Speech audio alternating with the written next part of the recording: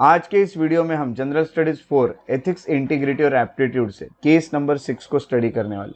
हम कुछ पिछले वीडियोस में 5 केस स्टडीज को कवर कर चुके और ये पांचों केस स्टडीज की जो लिंक है ये मैंने डिस्क्रिप्शन में रखी हुई है, तो नीचे डिस्क्रिप्शन में जाइए और ये लिंक पे क्लिक कीजिए और आपकी जो भी केस स्टडीज छूटी है पूरे केस स्टडीज को अभी कवर कर लीजिए। केस स्टडीज जो है ये टोटल 120 मार्क्स कवर करती है आपके मेंस के GS 4 में।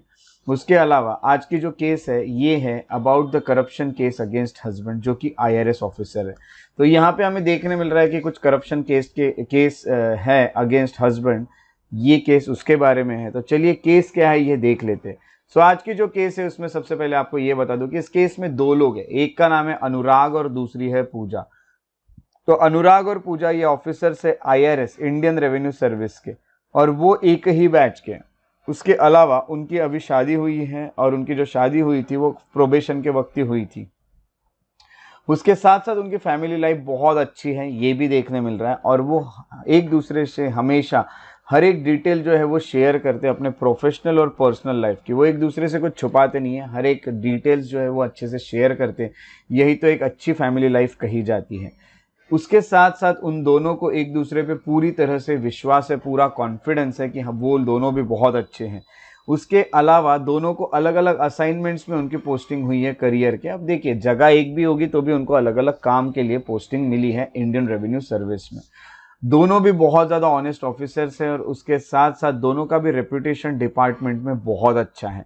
ये है एक इंट्रो केस का जो जिसमें हम दो लोगों को जान गए, एक अनुराग है और एक पूजा है, और वो किस तरह के सिचुएशन में फंसने वाले हैं, किस तरह की सिचुएशन है ये हम आगे देखते हैं। अब आगे जब हम आते हैं तो हमें देखने मिलता है कि पूजा की रिसेंटली पोस्टिंग हुई है ADG करके, एडिशनल डायरेक्टर जनरल करके, विजिलेंस के। विजिलेंस तो आपको पता है, विजिलेंस जो डिपार्टमेंट है ये कहीं ना कहीं ध्यान रखता है करप्शन की केसेस पे।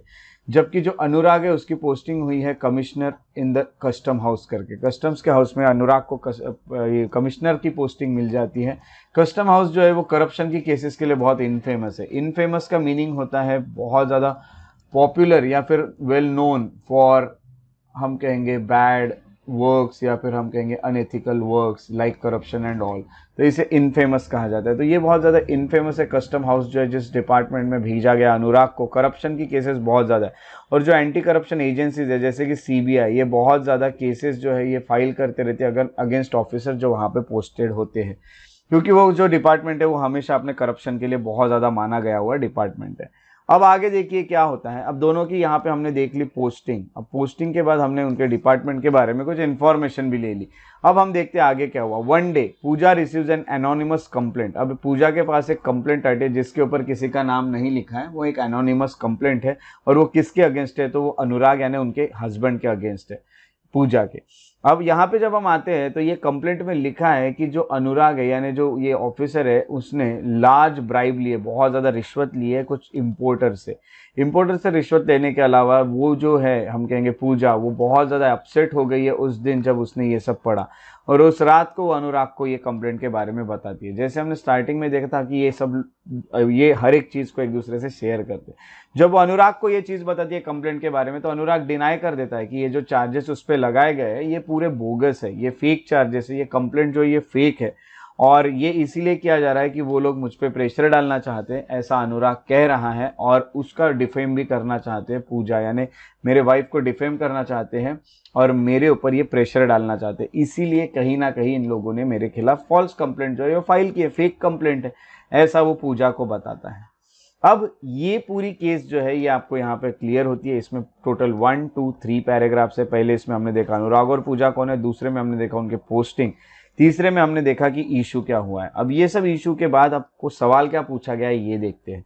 यह सवाल आपका है व्हाट शुड पूजा डू। आपके पास 4 ऑप्शन उन्होंने दिए हैं। पहला है कि she must throw away the anonymous complaint and take no action, है ना। सबसे पहले ये जो एनोनिमस कंप्लेंट है उसे वो फेंक देगी और इस पर कोई भी एक्शन नहीं लेगी।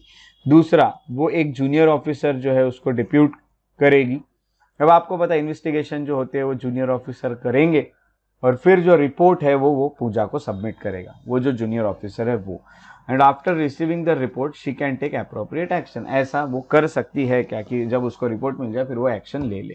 तीसरा ऑप्शन जो यहाँ पे बताया गया वो ये है कि वो जो केस है उसको वो डायरेक्टर जनरल जो है विजिलेंस के, क्योंकि जो पूजा है वो ADG है, ना एडिशनल डायरेक्टर जनरल है, तो ये डायरेक्टर जनरल के पास ये केस दे दे और उनको बोले कि आप किसी और ऑफिसर को इन्वेस्टिगेशन के लिए वहां रख लो, क्योंकि जो व्यक्ति इन्वॉल्व है वो मेरा खुद हस्बैंड है, तो इस पे मैं काम नहीं कर पाऊंगी। ये बोलना उसके लिए ठीक होगा क्या डायरेक्टर जनरल को? ये चौथा यहाँ पे ऑप्शन जो दिया गया है वो ये है कि she must refer the case to CBI for investigation.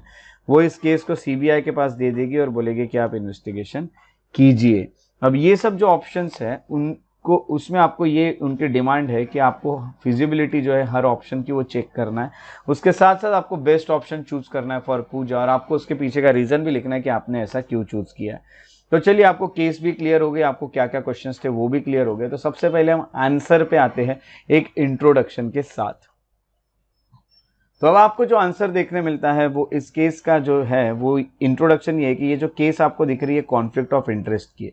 जैसे आप जानते हैं कि कोई भी सिविल सर्वेंट के लाइफ में दो तरह के इंटरेस्ट होते हैं, एक होता है पब्लिक इंटरेस्ट और एक होता है प्राइवेट इंटरेस्ट या पर्सनल इंटरेस्ट। अब पर्सनल या प्राइवेट इंटरेस्ट जो होता है इसको सेकेंडरी इंटरेस्ट कहा जाता है, और पब्लिक इंटरेस्ट जो है उसे हम कह सकते हैं प्राइमरी इंटरेस्ट। अब प्राइमरी और सेकेंडरी में सबसे ज़्यादा जो है वो प्राइमरी इंटरेस्ट को ही जो भी पब्लिक ऑफिसर या फिर पब्लिक सर्वेंट है उसने चूज करना चाहिए, यानी उसने पहले पर्सनल चीज़ों से पहले पब्लिक के बारे में सोचना चाहिए, सर्विस के बारे में सोचना चाहिए। तो ये कॉन्फ्लिक्ट ऑफ इंटरेस्ट है। और कॉन्फ्लिक्ट ऑफ इंटरेस्ट जो है ये जो आ चुका है इसमें रूल जो है विजिलेंस। अब पूजा की अगर बात करें तो पूजा विजिलेंस डिपार्टमेंट को कहीं ना कहीं बिलोंग करते हो। विजिलेंस डिपार्टमेंट का काम क्या है? To investigate the cases of corruption, है ना, केसेस की जो करप्शन की जो केसेस है उन्हें इन्वेस्टिगेट करना, और उन ऑफिसर्स के चलते जो उनके डिपार्टमेंट के हैं, यानी वही आईआरएस या फिर हम कहेंगे जहां भी पूजा की पोस्टिंग है वही से रिलेटेड तो अनुराग है। और इस केस में जो देखा गया है वो एक्यूज्ड ऑफिसर जो है वो उसका खुद का हस्बैंड है, इसीलिए एक कॉन्फ्लिक्ट ऑफ इंटरेस्ट हुआ है। एक तो हस्बैंड को बचाओ या फिर सर्विस देखो खुद की, ड्यूटी देखो खुद की, यानी this is the conflict of interest, है ना। उसका एक पर्सनल इंटरेस्ट और जो पब्लिक इंटरेस्ट है इसमें कहीं ना कहीं एक कॉन्फ्लिक्ट आके खड़ा हो गया, एक विवाद हो चुका है। अब इससे वो कैसे बाहर निकलेगी ये यहाँ पे देखते हैं हम। अब बाहर निकलने के लिए यहाँ पे उन्होंने कहा कि उसके पास 4 ऑप्शंस में से आप एक कुछ चूज कीजिए और इन ऑप्शन की चेक कीजिए फिजिबिलिटी। सबसे पहले हम पहला देख सकते हैं। पहला उन्होंने लिखा है कि उन्होंने जो कंप्लेंट आई है पूजा के पास वो उसने फेंक देनी चाहिए और उस पर कोई एक्शन नहीं लेनी चाहिए। तो चलिए चेक करते हैं ये ऑप्शन जो है ये कितना करेक्ट होगा। तो ये पहला ऑप्शन हमें देखने मिल रहा है, अकॉर्डिंग टू द गाइडलाइंस जो CVC central vigilance commission issue करता है, कोई भी action, no action is normally required to be taken on anonymous complaint, ऐसा सीवीसी ने कहा है। सीवीसी के गाइडलाइंस कहते हैं कि आपको एनोनिमस कंप्लेंट पे कोई भी एक्शन लेने की जरूरत नहीं है जब तक उसमें कुछ वेरीफाइबल फैक्ट्स ना हो। ऐसे फेक कंप्लेंट्स बहुत सारी आती है, तो जब तक आप उस फैक्ट्स को वेरीफाई ना कर लो जो उस कंप्लेंट में लिखे, तब तक आपको एक्शन लेने की जरूरत नहीं है। अब हाउएवर विजिलेंस ऑफिसर जो होते हैं उनको अपना माइंड, है ना, has to use his mind and decide whether और not the complaint has verifiable facts. अब है ना, तो अब यहाँ पे क्या होता है, जो विजिलेंस ऑफिसर होते हैं उनको क्या करना होगा कि जो भी कंप्लेंट्स आई है उसमें कुछ ऐसे फैक्ट्स है क्या जिसको वेरीफाई किया जा सकता है, ये उसको ढूंढना होगा। अगर ऐसे कुछ फैक्ट्स उसमें है ही नहीं तो उस पर काम करने की जरूरत ही नहीं है। तो विजिलेंस ऑफिसर जो है वो सबसे पहले ढूंढेगा कि कुछ वेरीफाइबल फैक्ट्स है क्या। नॉर्मल सिचुएशन में देखा गया तो जो पूजा है वो हम कहेंगे कि वो डिसीजन ले सकती है ऐसे मैटर में। हाउएवर इस केस में अगर देखा गया तो उसका हस्बैंड खुद इन्वॉल्व है जिसका नाम अनुराग है, तो यहाँ पे कॉन्फ्लिक्ट ऑफ इंटरेस्ट आ चुका है। अब वो अनुराग को बचाएगी, अपनी सर्विस देखेगी, इसीलिए she must recuse herself from taking a decision in this matter. उसने अपने आप को यहाँ से हम कहेंगे डिसीजन लेने से अलग कर देना चाहिए, क्योंकि वो इस पे डिसीजन नहीं ले पाएगी, क्योंकि यहाँ पे कॉन्फ्लिक्ट क्रिएट हो गया। ऐसे कॉन्फ्लिक्टिंग सिचुएशन में वो कैसे डिसीजन लेगी, इसीलिए she must not take any decision on the complaint against her husband, या फिर उसने रिजेक्ट नहीं करना चाहिए खुद से। तो ये ऑप्शन जो है वो करेक्ट नहीं, जिसमें ये कहा गया है कि वो फेंक देगी और कोई एक्शन नहीं लेगी, है ना। तो ये मेन है कि उसने एक्शन तो नहीं लेना चाहिए, बट ऐसा भी नहीं है कि उस कंप्लेंट को उसने फेंक दिया और कहीं पे भी उसका नामो निशान नहीं रहा कंप्लेंट को। तो ये ऑप्शन एकदम गलत आपको देखने मिल रहा है। दूसरा जो सवाल हमें ये देखने मिल रहा है वो ये है कि वो किसी जूनियर ऑफिसर को डिप्यूट करेगी इन्वेस्टिगेशन करने के लिए और उसको कहेगी तुम मुझे सबमिट कर रिपोर्ट, और रिपोर्ट आने के बाद वो एक्शन लेगी। अब चलिए ये ऑप्शन की फिजिबिलिटी कितनी है ये चेक कर लेते हैं। अगर हम ये दूसरे ऑप्शन पे आते हैं तो हमें ये पता चलता है कि नॉर्मल केस में इंक्वायरी जो है वो जूनियर ऑफिसर करता है, ये पक्का है। जूनियर ऑफिसर डिप्यूटेड होता है बाय एडीजे जो कि पूजा है, ये भी बराबर है। और यहाँ पे वो फैक्ट्स ढूंढेगा जिसके चलते ये जो एडीजी होता है ये एक्शन लेते हैं। है ना। तो एक्शन लेते हैं। ये होने के अलावा हम कहेंगे ये जो केस है ये नॉर्मल केस नहीं है, इस केस में उनके हस्बैंड इन्वॉल्व है, पूजा के एडीजे के हस्बैंड खुद इन्वॉल्व है। एडीजी के हस्बैंड खुद इन्वॉल्व होते हुए क्या करना होगा कि जो जूनियर ऑफिसर होता है वो तो उसको पता है कि मेरे ही इन्फ्लुएंस में रहेगा, जिस तरह से मैं उसको काम करने बोलेगी उसी तरह करेगा। उसके बाद वो रिपोर्ट ला के देगा और डिसीजन आखिर मेरा ही फाइनल होगा।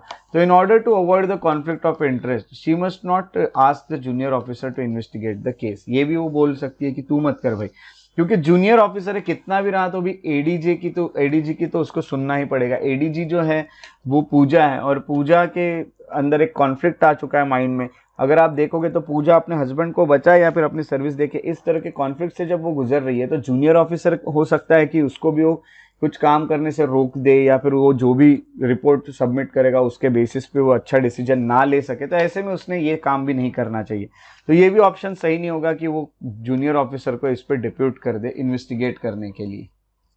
अब जो तीसरा सवाल था वो ये था कि एडीजी जो पूजा है वो डीजी के पास भेज दे, है ना, ये केस को, यानी refer the case to the DG of the vigilance commissioner vigilance department, और वो फिर उसको बोले कि आप किसी और ऑफिसर को डिप्यूट कर दो इस मैटर पे, क्योंकि मैं ये नहीं फेस कर सकती।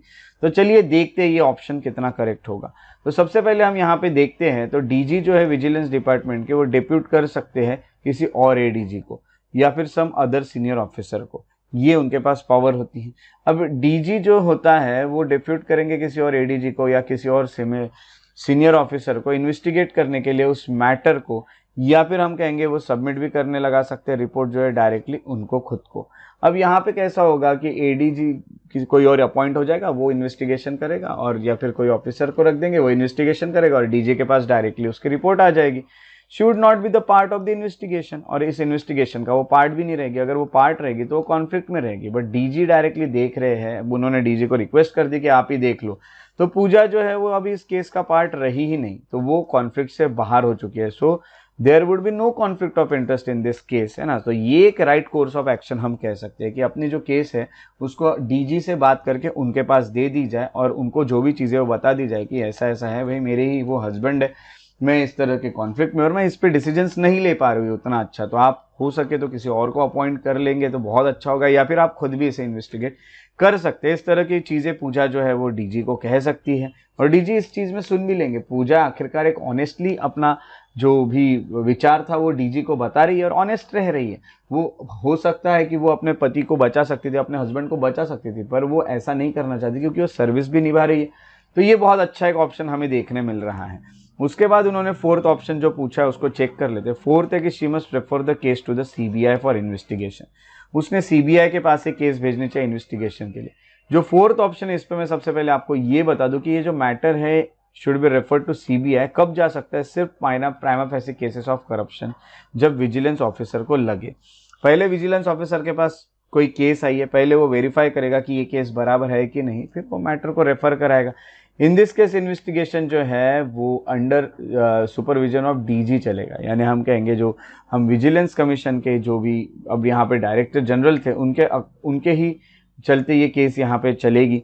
सो hence he must take a call whether or not to refer the case to CBI after he receives the investigation report, है ना। तो पहले तो अपने ऑफिसर को इन्वेस्टिगेशन करने लगाएंगे डीजी।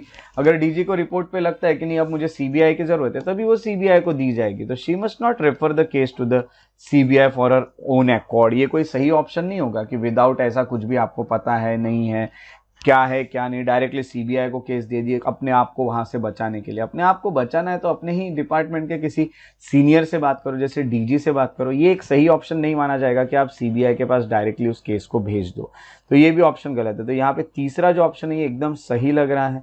अब यहाँ पे तीसरा ऑप्शन हमें सही लग रहा है, तो एक कंक्लूजन पे आ जाते हैं हम। अभी क्या होगा, तो कंक्लूजन पे हम ये कह सकते हैं in this case option 3 is best. She must refer the case to DG and recuse himself in this matter. The DG जो है can take the decision to refer the case to CBI. ये चाहे तो DG ये भी कर सकते हैं, otherwise based on the outcome of investigation वो जो भी है वो कर सकते हैं, अपने डिसीजन डीजी ले सकते हैं। एक बार तो है कि पूजा जो है वो फ्री हो चुकी है इन चीज़ों से, अब डीजी जो है वो ये डिसीजन ले सकते हैं। यानी जैसे मैंने बताया कि सीबीआई के पास तभी जा सकता है ना जब विजिलेंस ऑफिसर बोले, या फिर जो डीजी है उनके सुपरविजन में। तो डीजी को भेजना है तो सीबीआई के पास भेजेंगे। इस तरह से हम इसको कंक्लूड भी कर सकते हैं। तो यहाँ पे हमने पूजा का जो यहाँ पे डिलेमा था या वो जिस कॉन्फ्लिक्ट में फंस चुकी थी उसको हमने सॉल्व कर लिया और पूजा के लिए जो बेस्ट ऑप्शन हमने सिलेक्ट किया ऑप्शन नंबर 3 है। अगर आपको लग रहा है कि ये 4 में से कोई और ऑप्शन भी सही हो सकता है तो आप कमेंट सेक्शन में लिख सकते हैं कि आपको कोई और ऑप्शन अगर करेक्ट लगता है तो वो और उसके जस्टिफिकेशन भी आप जरूर दे सकते हैं। तो इसी तरह हम अगले वीडियो में मिलते रहेंगे। अगर आपको मेरे वीडियोस पसंद आते तो लाइक ज़रूर करें, शेयर करें और सब्सक्राइब करना ना भूलें मेरे यूट्यूब चैनल को। अगर आप और अपडेट्स चाहते तो मेरे फेसबुक पेजेस को लाइक कर सकते हैं, श्रेयस बढ़िया इंटरप्रिटेशन। मुझसे अगर इंस्टाग्राम पे कनेक्टेड रहना चाहते तो श्रेयस बढ़िया द पीस लवर पे आप मुझे फॉलो भी कर सकते हैं। मेरा मेल आईडी है shreyasbadi@gmail.com अगर आप मुझे कोई मेल भेजना चाहें तो। इसी तरह से केसेस को पढ़ते रहे, इसी तरह से रेगुलरली वीडियोज़ और लेक्चर्स को देखते रहे और अपना ख्याल रखें। Take care and have a very very good day.